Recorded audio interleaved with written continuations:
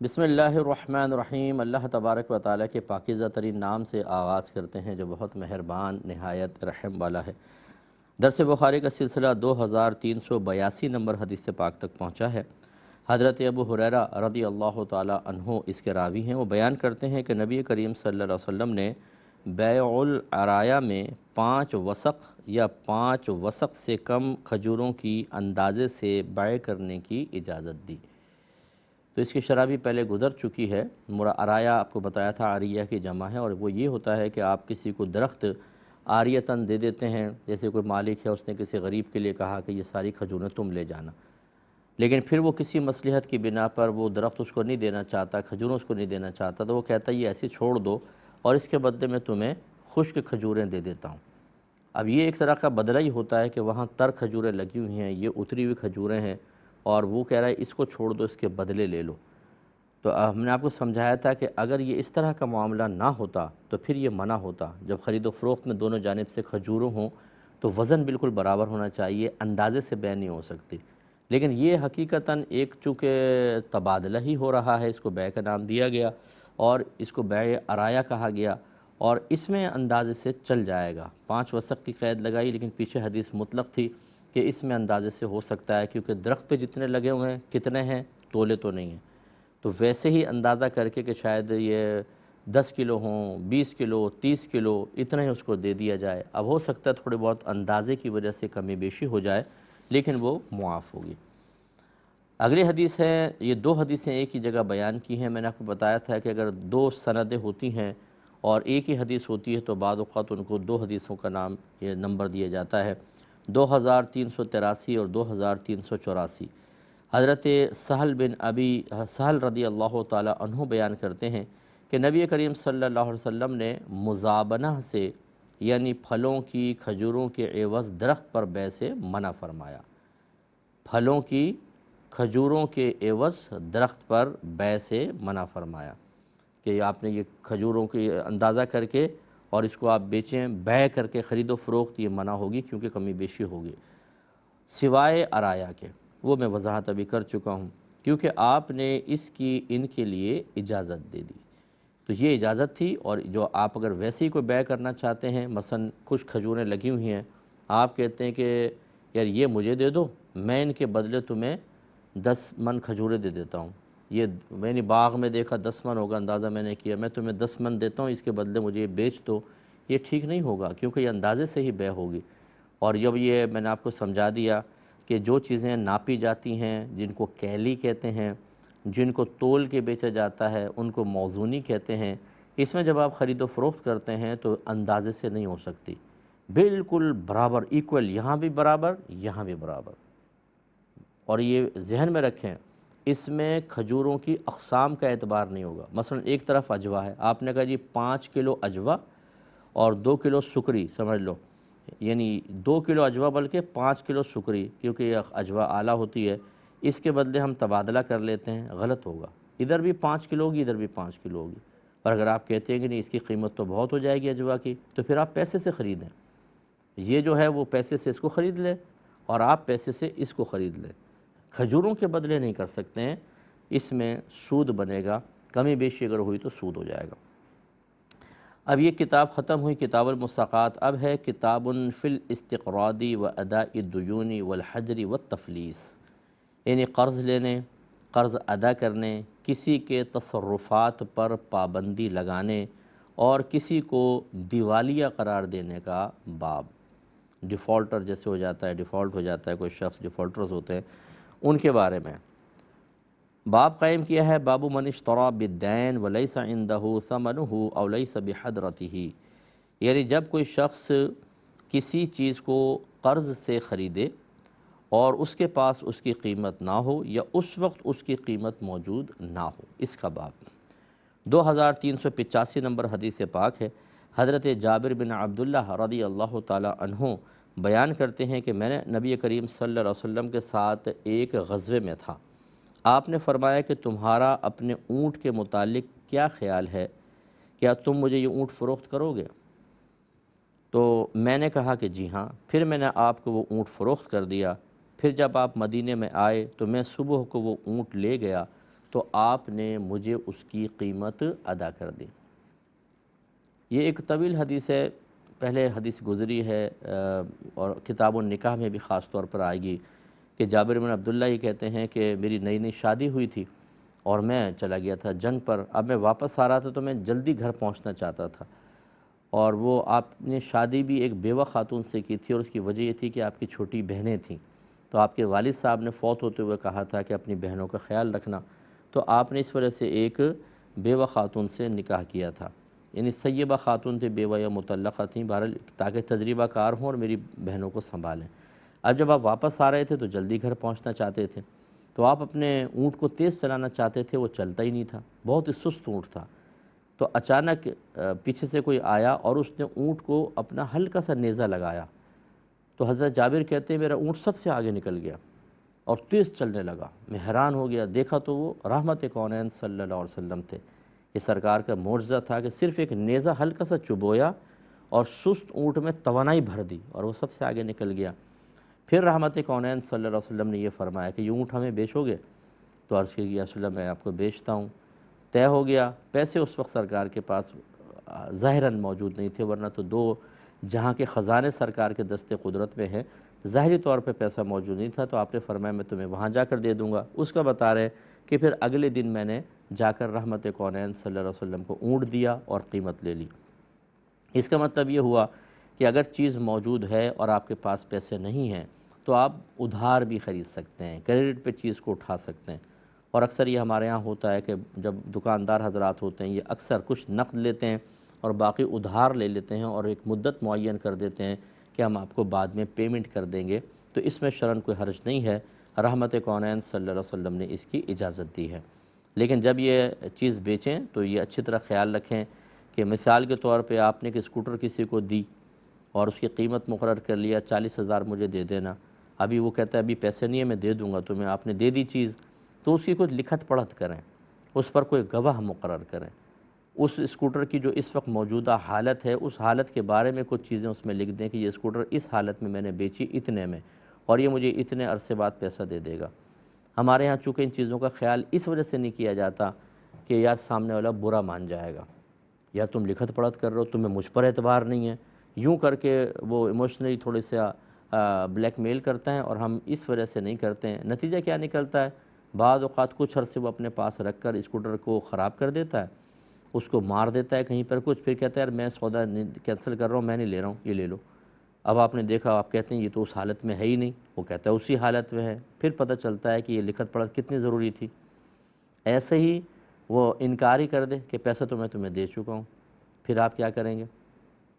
تو اسی طرح قرض دینا ہو یا آپ نے عاریتاً کسی کو کوئی چیز دی ہو، یا چلیں عاریتاً کو تو چھوڑ دیں، اس میں کیا لکھت پڑھت کریں گے، عاریتاً کا مطلب ہوتا ہے تھوڑی دیر کے لیے دینا، تو اس میں چھوڑ دیں، لیکن قرض کے اندر اور خرید و فروخت کے اندر جبکہ ایک نقد و دوسرا ادھار ہو تو لکھت پڑھت کرنے کا کریں، یہ مطلب رواج ڈالیں، یہ ہمارا مذہب بھی چاہتا ہے، یا کم از کم ایسا ہو کہ دو گواہ موجود ہوں، آپ ان کے سامنے دیں اور کہیں یار دیکھو بعد میں گواہی دینا میں نے کس حالت میں اسکوٹر دی ہے۔ تو یہ چونکہ ہمارے یہاں نہیں ہوتا، اتنے جھگڑے پھڈے میں نے دیکھے ہیں گھروں کے اندر، خاندانوں کے اندر، دکانوں کے اندر، جھگڑے کر لیں گے، دوستیاں ختم ہو گئیں، رشتہ داریاں ٹوٹ گئیں، شریعت پر عمل نہیں کرنا ہے کہ ایگریمنٹ سائن کر لیں۔ کتنے ایسے ہیں کہ جی وہ بہنوئی کو پیسے دیے تھے انویسٹمنٹ کے لیے، بہنوئی کھا گیا، اب کہتے ہیں کہ پیسے دو، کہتے تم نے مجھے دیے نہیں، چلیں جی کوئی لکھت پڑھت ہی نہیں ہے، کوئی گواہی نہیں ہے۔ پہلے یہ سوچا تھا نہیں جی بہنوئی صاحب سے کہیں گے کہ اسٹامپ پیپر پہ کوئی ایگریمنٹ سائن کروائیں تو یہ برا مان جائیں گے، اب کیا ہو رہا ہے؟ اب جو جھگڑا ہو رہا ہے، اب آپ نے ان کے برا ماننے کا لحاظ چھوڑ دیا کیونکہ پیسہ ضائع ہو گیا، پہلے شریعت کو کیوں نہیں فوقیت دی؟ اس لیے بہرحال ادھار بیع تو جائز ہے، ادھار خرید و فروخت جائز ہے، لیکن آج کل کے دور کے اعتبار سے اور حکم شرع کے اعتبار سے لکھت پڑھت لازم کریں، ورنہ آگے چل کر بہت ہی نقصان ہوتا ہے۔ اگلی حدیث کی طرف آتے ہیں، 2386 نمبر حدیث پاک ہے۔ حضرت اعمش حدیث بیان کرتے ہیں، انہوں نے کہا کہ ہم ابراہیم کے پاس ادھار بیع میں رہن رکھنے کا ذکر کر رہے تھے تو انہوں نے کہا کہ مجھے اسود نے حدیث بیان کی، سیدہ عائشہ صدیقہ رضی اللہ تعالی عنہ سے روایت کرتے ہوئے، کہ نبی کریم صلی اللہ علیہ وسلم نے ایک یہودی سے ایک معین مدت کے ادھار پر طعام خریدا، یعنی غلہ خریدا، اور اس کے پاس اپنے لوہے کی زرہ گروی رکھ دی۔ پہلے جو سرکار تشریف لائے مدینہ منورہ تو یہود وہاں تھے، اور فوری طور پر ان کو مدینے سے جلا وطن نہیں کیا گیا تھا۔ ان سے باقاعدہ معاہدہ ہوا کہ تم ہمارے خلاف نہیں چلو گے، ہم تمہارے خلاف نہیں چلیں گے، تم ہمارے دشمنوں کی مدد نہیں کرو گے، ہم تمہارے دشمنوں کی مدد نہیں کریں گے، تم یہاں پر رہو۔ اور وہ وہاں رہنے کا باقاعدہ ایک ٹیکس دیتے تھے، جزیہ جس کو کہتے ہیں، اور وہ شرعی احکام کے بہت سارے امور میں پابند بھی تھے۔ تو اب نبی کریم صلی اللہ علیہ وسلم نے امت کی تعلیم کے لیے، ورنہ سرکار کے لیے کوئی کمی نہیں تھی، بتائیں صحابہ کرام علیہم الرضوان کو اگر کہتے مجھے کچھ دو، وہ کوئی منع کرتا؟ آپ لے سکتے تھے، غلام تھے آپ کے۔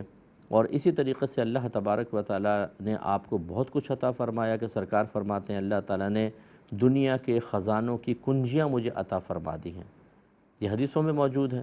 لیکن اس کے باوجود تعلیم امت کے لیے سرکار نے اس طرح کیا کہ ایک یہودی تھا، اس سے غلہ ادھار لیا اور یعنی خرید لیا۔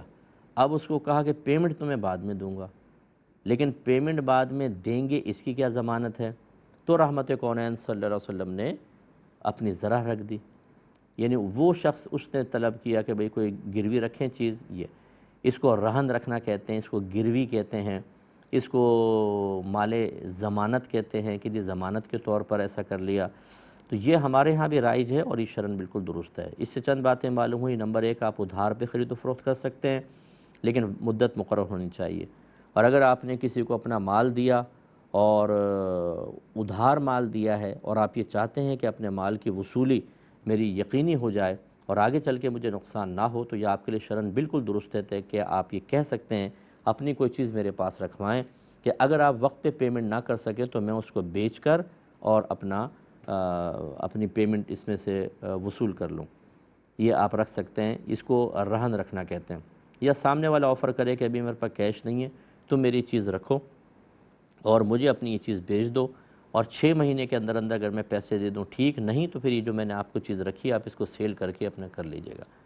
یہ جو بعض اوقات کرائے کے لیے ایڈوانس رکھوایا جاتا ہے، جب کوئی کرایہ دار آتا ہے تو جی 1 لاکھ ایڈوانس دے دیا، وہ ہم کیوں رکھتے ہیں؟ وہ ضمانت کے طور پر رکھتے ہیں کہ اگر فرض کر لیں کہ یہ کرایہ دار اچانک چلا جاتا ہے تو یوٹیلیٹی بلز جو ہیں وہ اس سے بھرے جائیں گے، یا کچھ توڑ پھوڑ کر دی تو مینٹیننس اسی سے ہوگی، اور اسی طریقے سے اگر کسی مہینے کا کرایہ اس نے نہیں دیا تو ہم پھر اس میں سے لیں گے آخر میں، وہ آخر میں ہوتا ہے۔ لیکن بہرحال یہ بھی ایک رہن کی سی صورت بنتی ہے، لیکن اس کے احکام تھوڑے سے جدا ہیں، وہ ہم بعد میں اس پہ بحث کریں گے۔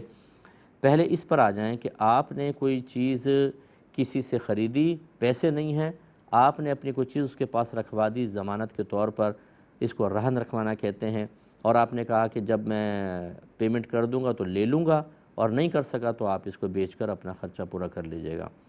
یہ اچھی طرح یاد رکھیں کہ اگر آپ نے کوئی چیز کسی کی ایسے رکھی ہے، وہ زمینیں بھی ہوتی ہیں، بعض لوگ اپنی زمینیں کسی کے حوالے کر کے کہتے ہیں بیٹی کی شادی مجھے اتنا پیسے دے دیں، پھر میں جب پیسے دے دوں گا اپنی زمینیں واپس لے لوں گا۔ مکان ہوتا ہے، کاریں ہوتی ہیں، اسکوٹرز ہوتی ہیں۔ اچھی طرح یاد رکھیں جس نے یہ مال رکھا ہے اس کو مرتہن کہتے ہیں، اگر آپ کو یہ لفظ یاد رہے، مرتہن، اور رکھوانے والا راہن ہوتا ہے، اور جس شے کو رکھوایا اس کو مرہون شے کہتے ہیں، مرہون۔ تو یہ جو مرتہن ہے یہ اس شے سے نفع نہیں لے سکتا، یہ نفع لے گا تو سود ہے خالصتاً، یاد رکھیں، کیونکہ آپ نے اس کو قرض کے طور پہ چیز دی ہے، اور قرض کے اوپر جو آپ نے رہن رکھی ہے چیز، اس سے اب آپ نفع نہیں لے سکتے، یہ صرف ضمانت کے طور پر ہے، اور یہ خاص طور پہ قرض کے اندر چلتا ہے ہمارے ہاں۔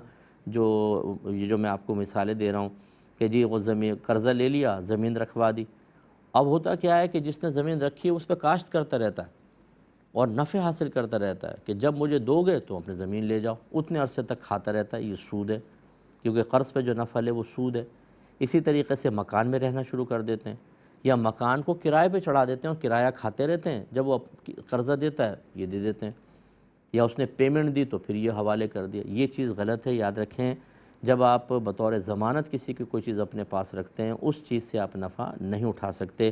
اگر کسی بھائی بہن نے نفع اٹھایا ہو، ہمیں سن رہا ہو، اللہ تعالیٰ کی بارگاہ میں توبہ کرے کہ آپ سود کھاتے رہیں، فوراً توبہ کریں اور اس کا حساب کریں کہ کتنا آپ نے نفع حاصل کیا، یہ اس اصل مالک کو آپ دینا ہوگا. آپ کو یہاں نہیں دیں گے تو میدان محشر میں حساب و کتاب ہوگا. تو ایسا نہیں کرنا چاہیے. اگلے باب کی طرف آتے ہیں. باب من اخذ اموال الناس یرید اداءها او اتلافها. جو شخص لوگوں کا مال ادا کرنے کی نیت سے لے اس کا باب، اور جو ان کا مال ضائع کرنے کی نیت سے لے ان کا باب. ضائع کرنے کا مطلب قبضہ.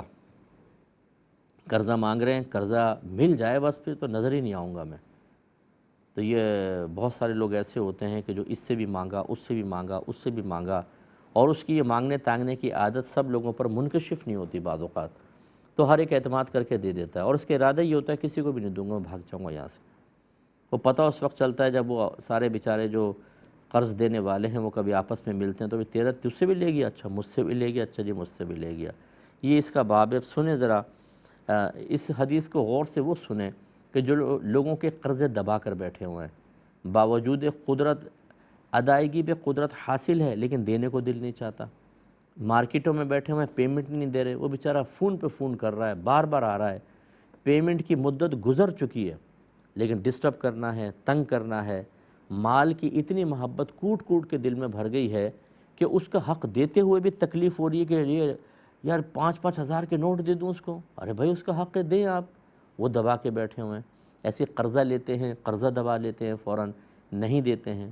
ایک تو ہے کہ اسی نیت سے لے کے دوں گا ہی نہیں، یہ تو بہت ہی سخت ہے. اور ایک ہے کہ دینے کی نیت سے واپس لیا، اب قادر ہو گیا تب نہیں دے رہے. تیسری ایک صورت ہوتی ہے کہ دینے کی نیت تھی لیکن وہ اتنا تنگ دست ہو گیا کہ اب لوٹا نہیں سکتا. تو یہ 3 صورتیں ہیں. اس کے بارے میں دیکھیں کیا سرکار صلی اللہ علیہ وسلم نے تعلیم دی ہے. 2376 نمبر 87 نمبر حدیث پاک ہے. حضرت ابو ہریرہ رضی اللہ تعالی عنہ کہتے ہیں کہ نبی کریم صلی اللہ علیہ وسلم نے بیان فرمایا، جس نے لوگوں کے مال لیے اور وہ ان کو ادا کرنے کا ارادہ رکھتا تھا تو اللہ تعالیٰ اس کی طرف سے ان اموال کو ادا کر دے گا. اور جس نے لوگوں کے اموال لیے اور وہ ان کو ضائع کرنے کا ارادہ رکھتا ہے یعنی قبضہ کرنے کا، تو اللہ تعالیٰ اس کو تلف کر دے گا، اس کو ضائع کر دے گا. اب مطلب کیا ہے؟ 2 چیزیں ہیں. ایک ہے کہ آپ نے قرض لیا اور آپ فوت ہو گئے اور کوئی وارث بھی نہیں ہے، اللہ تعالیٰ اس قرض کو ادا کر دے گا. وہ کیسے ادا کرے گا؟ کہ بروز قیامت اس قرض خواہ کو کھڑا کیا جائے گا، کیونکہ بندوں کے معاملات ایسے نہیں چھوڑے گا اللہ تعالیٰ. یہ اللہ نے اپنے ذمہ کرم پہ کر لیا ہے کہ اگر آپ نے میں نے کسی کا ایک آم یا کیلا بھی توڑ کے کھا لیا ہے نا، اس کا حساب بروز قیامت دینا ہے. تو اب کسی نے قرضہ لیا اور تنگ دستی میں مر گیا، نہیں دے سکا اس کو، تو اللہ تبارک و تعالیٰ ان کو بروز قیامت کھڑا کرے گا اور راضی کر دے گا. کیونکہ اللہ تعالیٰ جانتا ہے کہ یہ مقروض دینے کا ارادہ رکھتا تھا، بیچارہ دے نہیں سکا، موت آ گئی، تو ان کو راضی کرے گا. اس پر مزید کلام کرتے ہیں نیکسٹ پروگرام میں. وآخر دعوانا ان الحمد للہ رب العالمین. اللہ